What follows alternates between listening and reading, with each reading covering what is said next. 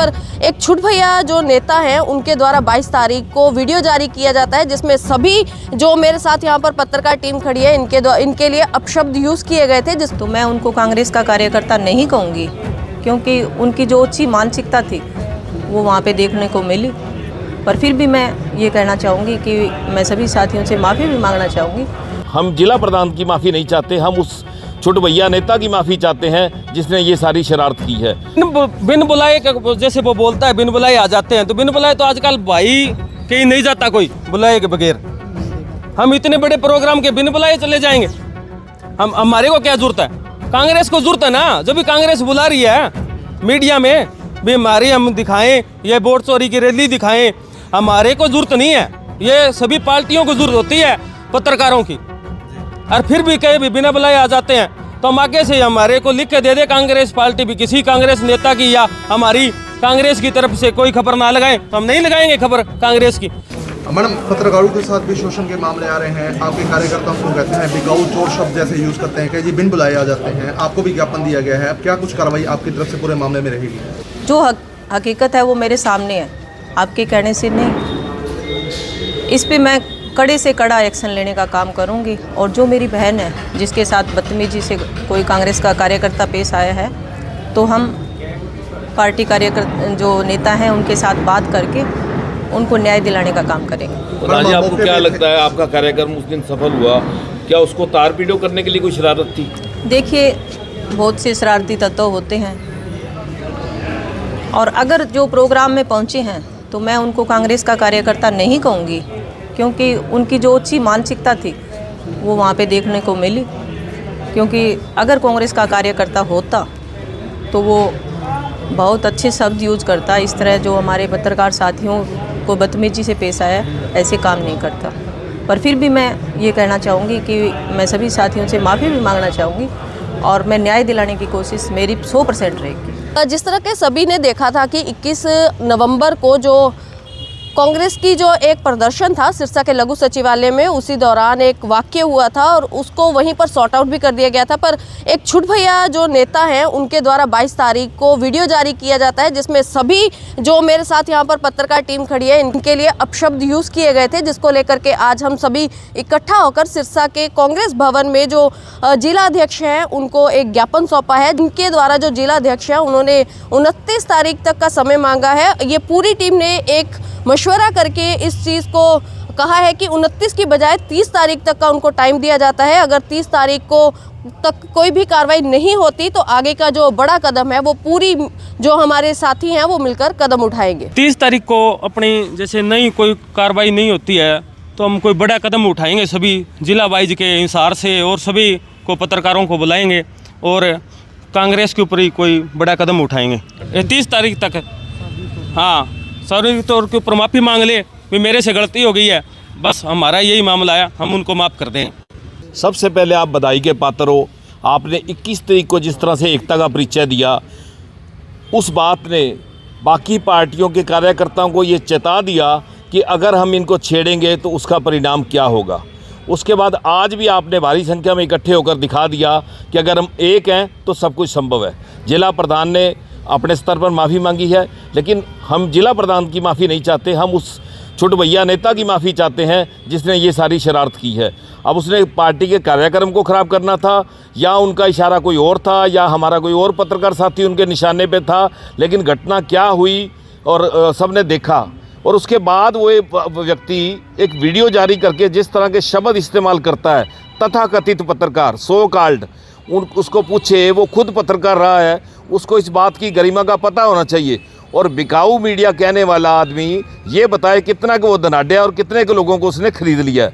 वो खुद कोई पदाधिकारी नहीं है, छुट भैया नेता है, उसको ऐसी शब्दावली शोभा नहीं देती। अगर वो 30 तक माफ़ी नहीं मांगेगा तो उसके बाद प्रदेश स्तरीय तो आंदोलन चलाएंगे ही चलाएंगे, लेकिन चाहे वो महिला आयोग जाना पड़े, चाहे हमें अदालत का दरवाज़ा खटखटाना पड़े, हम अपना न्याय लेकर रहेंगे। बस मैं यही निवेदन करूंगा, अपनी एकता बनाकर रखें, इसको तार पीड़ो ना होने दें। कदम तो हमारा सख्त 30 तारीख को बताएंगे। जैसे एक कांग्रेस के अंदर गुटबाजी चल रही है, कुछ है कार्यकर्ता जो कांग्रेस को खराब कर रहे हैं, हम उनके ऊपर हमारी कोई भी सुनाई नहीं हुई तो हम इतना बड़ा कदम कांग्रेस का विरोध करेंगे और उनका प्रदर्शन करेंगे, उनके खिलाफ भी प्रदर्शन होगा कांग्रेस को, तो कांग्रेस को बहुत ही नुकसान होगा।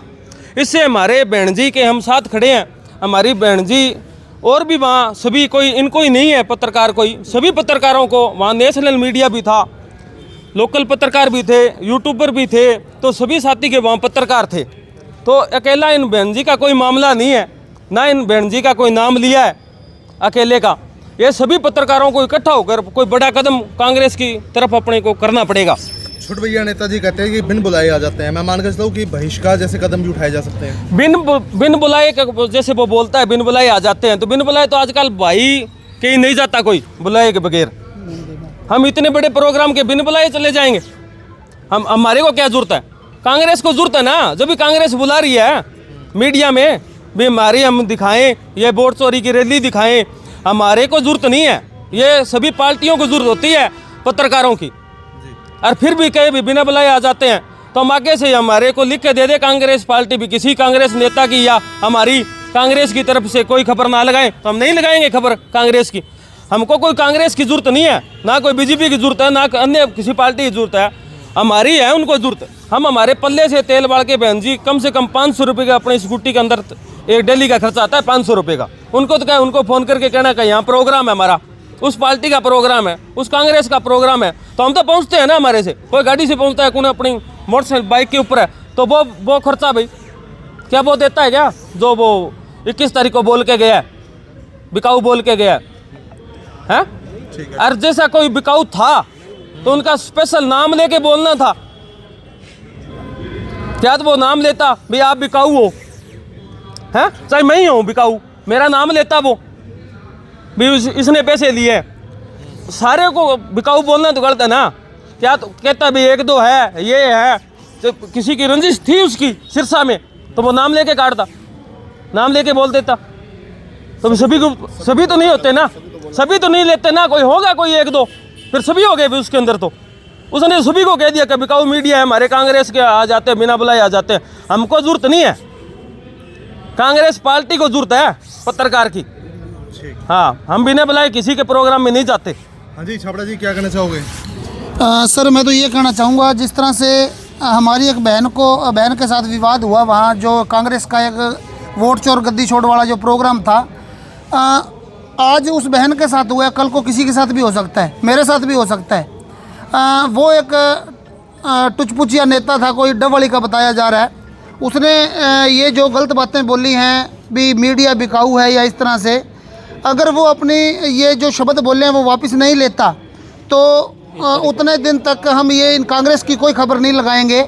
आज से लेकर के कांग्रेस की खबर नहीं लगेगी। अगर 30 तारीख तक माफ़ी नहीं मांगता तो ये एक बहुत बड़ा कांग्रेस के खिलाफ आंदोलन होगा। सिरसा के जो पत्रकार साथी हैं, हिसार से भी फ़ोन आ रहे हैं, फतेहाबाद एलनाबाद से भी फ़ोन आ रहे हैं और जगहों से भी फ़ोन आ रहे हैं भी जब हमारी ज़रूरत पड़े तो आप हमें बताइएगा। इसलिए आज तो सिरसा के पत्रकार हैं, अगर ज़रूरत पड़ी तो राज्य स्तर पर कांग्रेस का विरोध करने का काम करेंगे। धन्यवाद। 30 तारीख के बाद कांग्रेस का पूर्ण रूप से बहिष्कार हो जाएगा खबरों के मामले में? खबरों के मामले में पूर्ण रूप से बहिष्कार होगा। वैसे तो आज से ही देखा जाए तो खबर नहीं लगाएंगे जब तक वो माफ़ी नहीं मांगता।